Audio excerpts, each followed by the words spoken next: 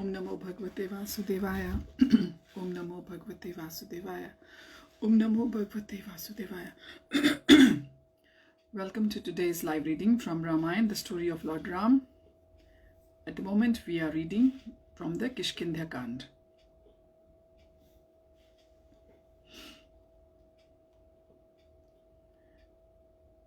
Yesterday we left when Sugriv and Vali, they started a fight because the plan was that Lord Ram would intervene and then just kill Vali. But Ram couldn't recognize between the two who was Vali. So we'll continue from there onwards. Sugriv then took shelter in the forest by Matanga's ashram, and soon thereafter Ram, Lakshman and Hanuman arrived. Sugriv reproached Ram, "If you did not intend to kill Vali, why did you encourage me to challenge him? It would have been better for you to say, 'I am not willing to kill your elder brother.'" Ram then explained that he could not distinguish who was who in the fight, since they appeared identical. It was for this reason, Ram said, that I hesitated to discharge my arrow. He took Sugriv to mark himself with something that would distinguish him from his brother.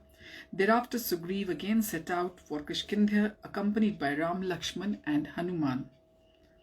When they reached the outskirts of the city, Sugriv strode forward, challenging his brother with loud roars, while the others concealed themselves behind trees and bushes. Vali was inside the lady's apartments when he heard Sugriv summon him. In a fit of rage, he rose up from his seat, storming out of the room in heavy strides. In great anxiety, Vali's wife Tara clung to her husband, imploring him, "My dear Lord, just cast aside your anger and consider the matter carefully. You have already beaten Sugriv severely, thus it is quite suspicious that he should return so soon, roaring with confidence. I must conclude that to dare act so boldly, Sugriv must now be accompanied by a strong ally. Our son Angad has received information from his spies that Ram and Lakshman have come here and made an alliance of friendship with Sugriv. Since Ram is inconceivably powerful, comparable to Lord Vishnu himself, you should not risk creating enmity with him.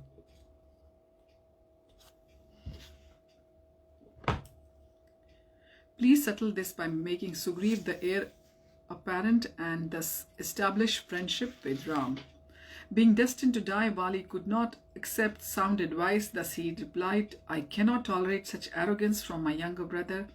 As for Ram, I have no quarrel with him. He is a virtuous Kshatriya and I have no fear that he would harm a person that bears no enmity." Saying this, Vali stormed out of the city hissing with rage. He confronted Sugriv and a fierce struggle ensued. As before, Vali eventually began to gain the upper hand. Then Sugriv signaled Ram, indicating that his strength was waning. Seeing that Sugriv was near the point of collapse, Ram fitted a powerful arrow onto his bowstring. He released the arrow and it flashed through the air like lightning, piercing Vali deeply in the chest. However, even though bathed in his own blood and lying on the ground, Vali did not immediately give up his life, for he was wearing a gold chain given to him by his father, King Indra. Coming from their hiding place, Ram and Lakshman approached the fallen Vali, who began chastising Ram, saying, "I heard you were a righteous hero and king, devoted to dharma and compassionate. Little did I realize you are a vile wretch. Like a well covered with weeds, you make an external show of virtue, but your sinful action has betrayed your sinful heart. I fought with Sugriv because I was convinced that you would not attack me. How could anyone claiming to be a Kshatriya and a hero kill someone engaged in fighting with another and with whom he has no enmity? I never harmed or insulted you. I have never attacked your kingdom. What merit have you acquired by striking me unfairly? How will you ever justify this action in front of the righteous men? If you would have fought honestly, then it would be you lying here, not I. You shot your arrow at me from behind like a snake attacking a sleeping man. I challenge you to justify this shameful act. Ram replied, your accusations show that you are actually ignorant of true morality. Monkeys are by nature frivolous because of their uncontrolled minds. Because you're a monkey and your advisors are also monkeys, you cannot understand dharma. The entire earth with its mountains, forests and rivers is ruled over by the dynasty of Ikshvaku. The kings of the Ikshvaku dynasty have complete authority over all men and animals and have the power to punish or reward whomever they please. It is you who have acted sinfully under the sway of lust and greed. You have taken Rama, the wife of your younger brother, and enjoyed her as your wife. It is for this sinful act that you deserve to die at my hands.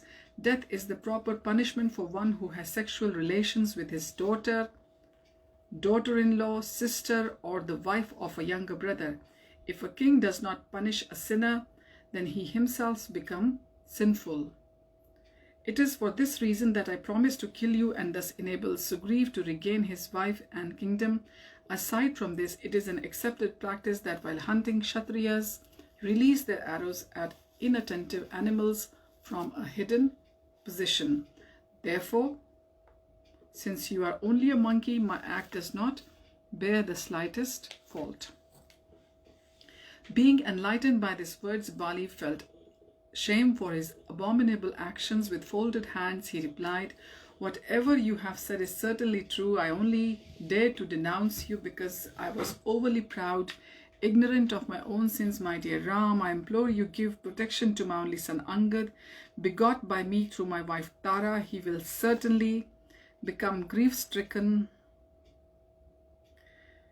upon hearing of my death. Please excuse my harsh words spoken in ignorance. Ram assured Vali that he would take care of Angad. Meanwhile, Tara came running from the palace with her son. She was surrounded by Vali's ministers, but when the monkeys saw Ram, they began to flee in fear. Tara tried to restrain themselves, but they urged, do not go out to see Vali. Protect your son within the fortification of Kishkindhya and prepare to install him on the throne. Tara answered, I do not care for sovereignty. The kingdom and its royal opulence are now useless without my husband. Crying and beating her breast in lamentation, Tara went to where Vali lay upon the ground in the grip of approaching death. Tara embraced her dying husband, and Vali's other wives surrounded him, plunged in grief. Tara's only desire was to follow her husband, and she made up her mind to fast until death. At this, Hanuman went to her and pleaded, O queen, please get up, do not succumb to grief. You must perform the funeral ceremonies for your husband and protect Angad after installing him upon the throne. Vali then said, my dear Sugriv, I beg you to forgive me for all the wrong I have done toward you. Accept the kingdom from me now and take care of my son Angad, for he shall always remain faithful to you. Saying this, Vali handed Sugriv the celestial gold chain he had received from Indra. Then turning to Angad, he said, my dear son, now that I am departing, you should always remain obedient to Sugriv. Always act after due considerations and accept the dualities of pleasure and pain with an equipoised mind. Avoid excessive attachment and hatred, for both lead to degradation. Thus, after speaking to Angad, Vali, who was deeply wounded by Ram's arrow, gave up his life.